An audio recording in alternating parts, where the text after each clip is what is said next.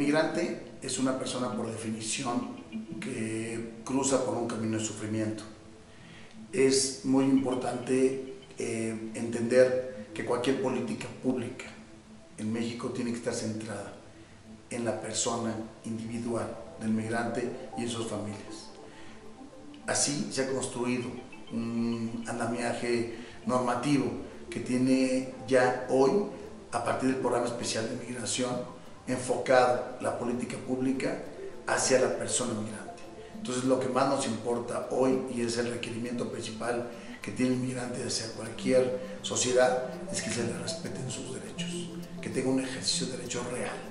No nomás que se plasme en una norma, sino que sea concreto, que sea real.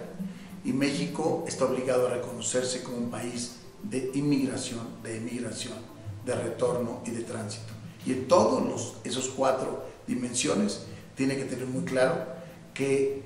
tenemos que al migrante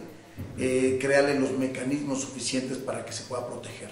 para que pueda tener una incorporación a la sociedad real, para que pueda sentir que pasa por un lugar donde es seguro y donde hoy no sienta la vulnerabilidad que ha sentido en su paso por México o que tiene en el momento de salir de su lugar de